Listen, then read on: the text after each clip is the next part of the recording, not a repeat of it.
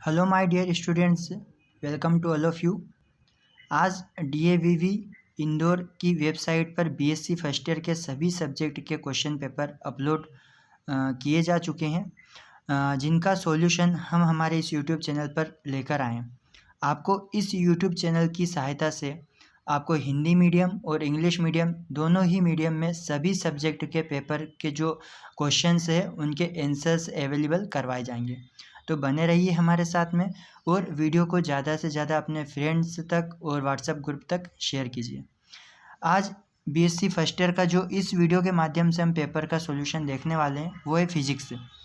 जो BSc first year का जो फिजिक्स है उसका जो पहला पेपर है आपका फर्स्ट पेपर, जिसको हम बोलते हैं मैथमेटिकल फिजिक्स, मतलब गणितीय भौतिकी, मैकेनिक्स यांत्रिकी एंड प्रॉपर्टीज़ ऑफ मैटर, जो आप पदार्थ के जो गुण वगैरह होते हैं उसके बारे में यहाँ पे बता रहा है।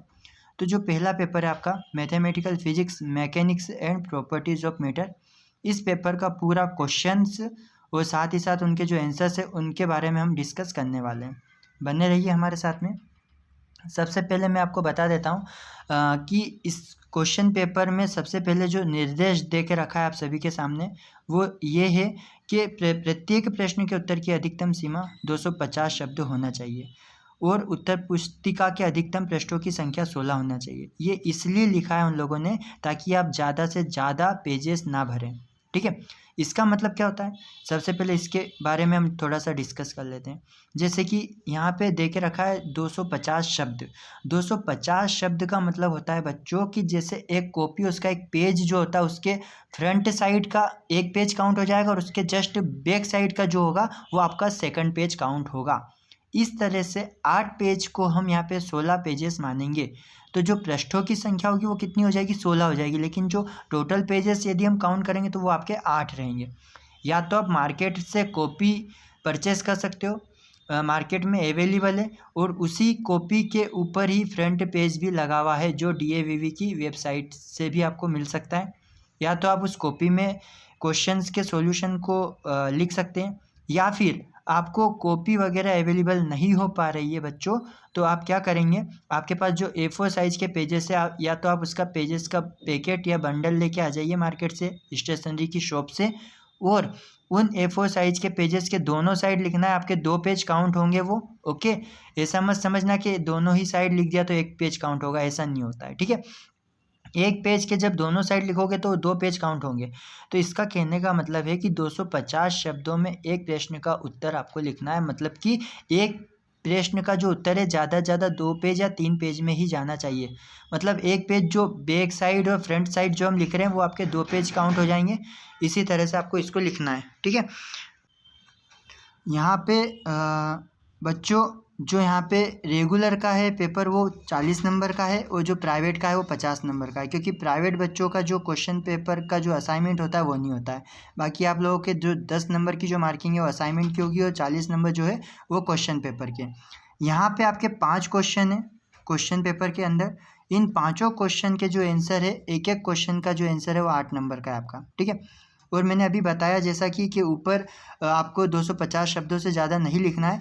चाहे आप पेज में भी लिख सकते हैं A4 साइज़ के, या फिर एक जो मार्केट में कॉपी आ रही है अवेलेबल है उसमें भी आप लिख सकते हैं। बढ़ते हैं सबसे पहले क्वेश्चन की ओर। जो पहला क्वेश्चन आपका, यदि ए वेक्टर इक्वल टू φ1 डेल्टा φ2 है तो सिद्ध कीजिए। आपको सिद्ध करना है। ट्रिपल इंटीग्रेशन या फिर ट्रिपल समाकलन देके रखा है, जिसको हम वॉल्यूम समाकलन या फिर आयतन समाकलन भी कहते हैं। φ2 del square φ1 plus del φ2 dot del φ1 और dv, ये इसका एक वॉल्यूम या आयतन समाकलन है। इसके बराबर में आपको सरफेस इंटीग्रेशन या फिर पृष्ठीय समाकलन का एक फॉर्मूला देके रखा है, φ2 डेल्टा या फिर डेल φ1 dA। यहाँ पे आपको a जो है वो सदिश क्षेत्र को रिप्रेजेंट कर रहा है और φ1 φ2 यहाँ पे अदिश क्षेत्र को रिप्रेजेंट कर रहे हैं। सेकंड क्वेश्चन जो है, और ये जो पहला क्वेश्चन है आपका ग्रीन थ्योरम का है। बेसिकली उसने ग्रीन थ्योरम का जो कंसेप्ट है वो पूछा है, उसने नाम नहीं दिया है लेकिन आपको लिखना वही कंसेप्ट है। ओके, सेकंड क्वेश्चन है आपका, एक समान गोलीय खोल की गुरुत्वीय ऊर्जा का व्यंजक निगमित करना है आपको। इसके बारे में भी देखेंगे हम लोग। थर्ड क्वेश्चन है, सिद्ध कीजिए कि यहाँ पे जो y दे के रखा है ये एक तरह से यंग मॉड्यूलस को रिप्रेजेंट करता है, जिसको हम गामा बोलते हैं, इक्वल टू 2n। ये जो n है ये ईटा को रिप्रेजेंट कर रहा है, और 1 - 2 सिग्मा। अब यहाँ पे आपको रिलेशनशिप बताना है गामा, ईटा और सिग्मा के बीच में। और ये जो क्वेश्चन है ये बुक से लिया हुआ नहीं है, उसने जो इसकी वैल्यू है न्यूमेरिकल वैल्यू वो उसने चेंज कर दी है। तो इसको कैसे सोल्व करना है वो भी मैं इस वीडियो के माध्यम से आपको बताऊँगा। फोर्थ क्वेश्चन है सरल आवर्ती दोलित्र किसे कहते हैं, और सिद्ध करना है कि किसी भी आवर्ती गति में कण की गति का आवर्तकाल के लिए जो सूत्र होता है t = 2 पाई रूट में विस्थापन बटा त्वरण, इसके बारे में भी आपको लिखना है। और लास्ट क्वेश्चन है वेग के साथ द्रव्यमान परिवर्तन का जो सूत्र है उसको आपको निगमित करना है। ओके, तो बढ़ते हैं आगे। यदि आप लोगों को वीडियो ब्लर दिखाई दे रहा हो तो आप वीडियो की क्वालिटी को बढ़ा सकते हो। ऊपर आपके वीडियो को जैसे आप क्लिक करेंगे, टच करेंगे, ऊपर आपके यहाँ पे 3 डॉट दिखाई देंगे, उस पर क्लिक करके आप रिजोल्यूशन को 1080 कर सकते हैं, जिससे वीडियो की क्वालिटी अच्छी आपको दिखाई देगी। और वीडियो को पॉज करके या रोक करके आप आराम से और आसानी से लिख सकते हैं। सबसे पहला जो क्वेश्चन है उसका आंसर है, यहाँ से आपको लिखना है ग्रीन का प्रमेय। जो ग्रीन के अनुसार जो प्रमेय है यही कंसेप्ट उसने क्वेश्चन के अंदर पूछा हुआ है, इसी को आपको यहीं से लिखना है, हेडिंग वगैरह लिख के इसका आंसर लिखना है पूरा। आगे बढ़ते हैं। इसके बाद से यहाँ से आपको लिखना है इसको, इसकी जो उत्पत्ति है मीन्स प्रूफ जो है इसको करना है आप लोगों को। 2 स्टेटमेंट है इसके ऊपर के, पूरा ही आपको नोट डाउन करना है। इसका जो आंसर है वो आपका यहाँ तक है। इसमें गॉस डाइवर्जेंस प्रमेय जो है वो भी यूज़ हो रही है। According to Gauss divergence theorem यहाँ पे जो वॉल्यूम इंटीग्रेशन होता है सरफेस इंटीग्रेशन के बराबर होता है, ये कंसेप्ट यूज़ हो रहा है। और ये जो लास्ट इक्वेशन बनी 1.75 तक, यहाँ तक आपको इसको नोट डाउन लिखना है। समीकरण 1.75 ग्रीन की प्रमेय का द्वितीय रूप है, यहाँ तक का आपको नोट डाउन इसको करना है। यही पूरा क्वेश्चन नंबर 1 का आंसर होगा। अब आप यहाँ पे कुछ चेंजेस कर सकते हैं अपने अकॉर्डिंग, जैसे यहाँ पे लिखा है 1.73 1.74, तो इनको अपने अकॉर्डिंग आप इक्वेशन का नाम भी दे सकते हैं 1 2 3 4। बस इसका आपको ध्यान रखना पड़ेगा कि कौन सी समीकरण को कौन सी समीकरण में घटा रहे हैं, जोड़ रहे हैं, तो वो थोड़ा सा आपको ध्यान रखना पड़ेगा। बात करते हैं सेकंड क्वेश्चन के आंसर की। सेकंड क्वेश्चन का आंसर है गुरुत्वीय स्व ऊर्जा के बारे में पूछा है यहाँ पे, ग्रेविटेशनल सेल्फ एनर्जी। और साथ ही साथ में पूछा है एक समान गोलीय खोल की गुरुत्वीय स्व ऊर्जा के बारे में भी आपको लिखना है। तो सबसे पहले हम बात करते हैं, यहीं से आपको हेडिंग लिखना है इसकी, यहीं से आपको इसका हेडिंग लिख के यहीं से आपको इसका आंसर लिखना है पूरा। उसके बाद में जो फर्स्ट पॉइंट है इसका एक समान गोलीय खोल की गुरुत्वीय स्व ऊर्जा, इसके बारे में भी आपको पूरा नोट डाउन करना है यहाँ तक। तब जाके आपके 2 पेज तो आराम से भरा ही जाएंगे। 1.5 पेज भी यदि भराते हैं तो आपको कोई चिंता की ज़रूरत नहीं करना है, क्योंकि यहाँ तक का इसका आंसर कंप्लीट हो जाता है। इतना ही बड़ा क्वेश्चन का आंसर लिखना है, ज़्यादा नहीं लिखना है, ठीक है। तो सेकंड क्वेश्चन का आंसर यहाँ पे आपका कंप्लीट हो जाता है। थर्ड क्वेश्चन की बात करते हैं। थर्ड क्वेश्चन को ध्यान से समझना है बच्चों आपको। यहाँ पे रिलेशनशिप की बात कर रहे हैं गामा, ईटा, के और सिग्मा के बीच में। तो जो क्वेश्चन पूछा है एग्जामिनर ने वो क्या पूछ रहा है कि y = यहाँ पे उसने पूछा है 2 ईटा और 1 - 2 सिग्मा। अब आप लोग सोच रहे होंगे कि दोनों ही क्वेश्चन में यहाँ पे तो नहीं मिल रहा है। जैसे कि हम रिलेशनशिप बताते हैं तो इसकी जो 4 इक्वेशंस होती है, जिसमें पोजीशन निष्पत्ति जिसको हम सिग्मा से रिप्रेजेंट करते हैं, दृढ़ता गुणांक है जिसको हम ईटा से रिप्रेजेंट करते हैं, और आयतन प्रत्यास्थता गुणांक है जिसको हम के से रिप्रेजेंट करते हैं, और यंग प्रत्यास्थता गुणांक है जिसको हम वाई से रिप्रेजेंट करते हैं। तो एग्जाम में जो क्वेश्चन पेपर के अंदर पूछा है वो पूछा है y = 2n 1 - 2 सिग्मा। तो आपको क्या करना पड़ेगा इसके अंदर बच्चों की, इसका जो पहला कंसेप्ट है आपका पहला नंबर का जो y = 3 के 1 - 2 सिग्मा, और जो सेकंड कंसेप्ट है y = 2 ईटा 1 + सिग्मा, इन दोनों कंसेप्ट को साथ में रखते हुए आपको इसको प्रूफ करना है। लेकिन उसमें जो आयतन प्रत्यास्थता गुणांक है उसको लेना है।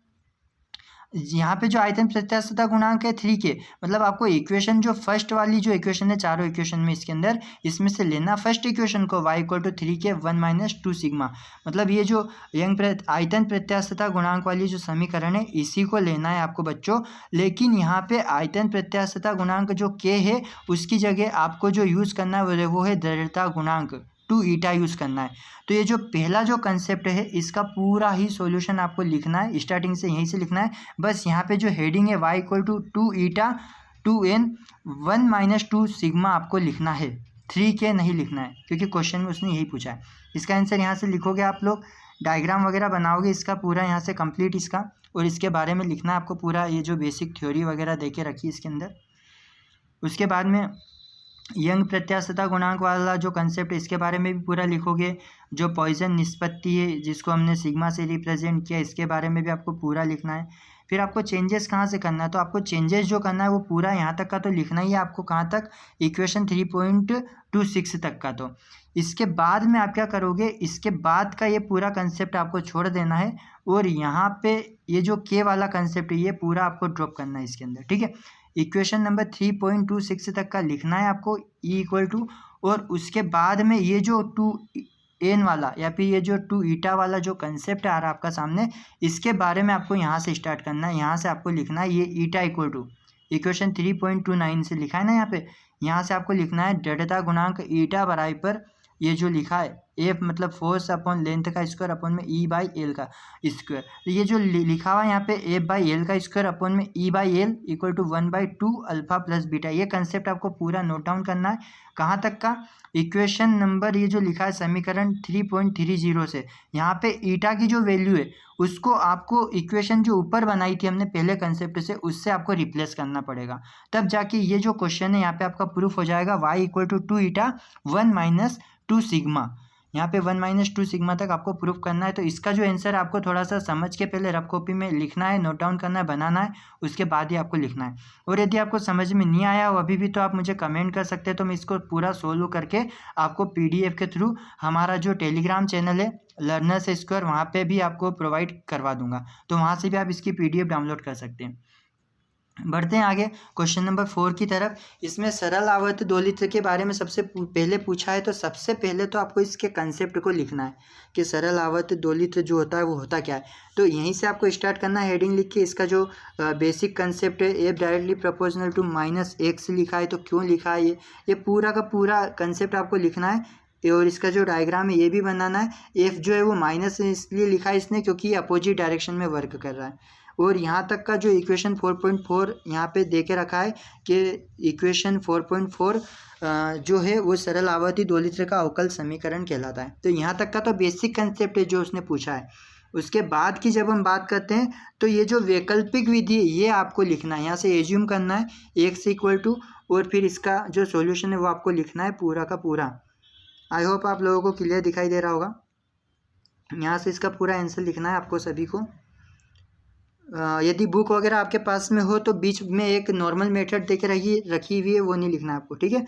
ये पूरा लिखना है आपको यहाँ से यहाँ तक का जो आवर्तकाल तथा आवृत्ति का जो टाइम पीरियड का और फ्रीक्वेंसी का जो रिलेशन है इसके बारे में पूरा यहाँ तक आपको प्रूफ करना है। और यही उसने पूछा है। आवर्तकाल t बराबर 2 पाई रूट में विस्थापन बटा त्वरण, ये जो कोणीय आवृत्ति कहते हैं यहाँ तक का आपको कंसेप्ट लिखना है। इसलिए जो बुक जिनके पास में जो बुक में से लिख रहे हैं वो नॉर्मल मेथड को छोड़ दें और ये जो वैकल्पिक मेथड है ये इसको पूरा लिखना है यहाँ से वैकल्पिक मेथड को, ठीक है, ताकि आसानी से आपको समझ में आ जाएगा। लेकिन इसके पहले आपको सरल आवर्ती दोलित्र की परिभाषा भी लिखना पड़ेगी जो मैंने अभी बता दी है। लास्ट क्वेश्चन की बात करते हैं। वेग के साथ में द्रव्यमान में परिवर्तन, variation of mass with velocity, इसका कंसेप्ट आपसे पूछा गया है। तो यहाँ पे जो इतना बड़ा जो थ्योरी का जो पार्ट दिया हुआ है, पैराग्राफ वगैरह दे के रखे हैं, इसमें से बच्चों आपको ज़्यादा से ज़्यादा आधा पेज ही लिखना है, आधे पेज से ज़्यादा नहीं लिखना है। ये जो पूरा कंसेप्ट है ना, व्यंजक का निगमन करना है, इसके ऊपर दे के रखा है कि इस आधार पर हम वेग के साथ द्रव्यमान का परिवर्तन याद करेंगे। तो ये जो ऊपर इतना बड़ा पैराग्राफ दे के रखा है इसमें से आपको जो काम की चीज़ें वही लिखना है, मात्र आधा पेज ही लिखना है। उसके बाद में आप हेडिंग लिखेंगे व्यंजक का निगमन, डेरिवेशंस ऑफ एक्सप्रेशन। यहाँ से पूरा आपको फ्रेम एस और फ्रेम एच डैश फ्रेम दोनों लेना है और पूरा यहाँ से नोट डाउन करना है। ये जो पूरा डेरिवेशन है यहाँ से, इसको आराम से वीडियो को पॉज भी कर सकते हो, रोक सकते हो और इसको पूरा का पूरा नोट डाउन करना है लास्ट एंड तक। ये जो डायग्राम भी बनाना है आपको, वेग के साथ द्रव्यमान में परिवर्तन आरेख, और साथ में इसको यहाँ तक का आपको नोट डाउन करना है, यहाँ तक का आपको लिखना है एंड तक।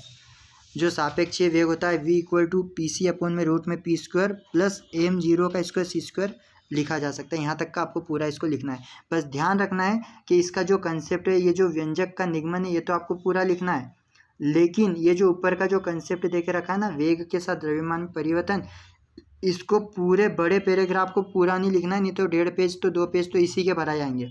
तो इसका मात्र आधा पेज ही लिखना है, जो चीज़ काम की वही लिखना है इसमें। बाकी जो व्यंजक का निगमन है ये आपको पूरा लिखना है एंड तक। ठीक है बच्चों, आई होप आप सभी को अच्छे से समझ में आया होगा। यदि कोई डाउट आ रहा हो तो आप कमेंट बॉक्स में कमेंट कर सकते हैं। वीडियो को ज़्यादा से ज़्यादा अपने मित्रों तक शेयर करें और व्हाट्सएप के ग्रुप तक शेयर करें। धन्यवाद।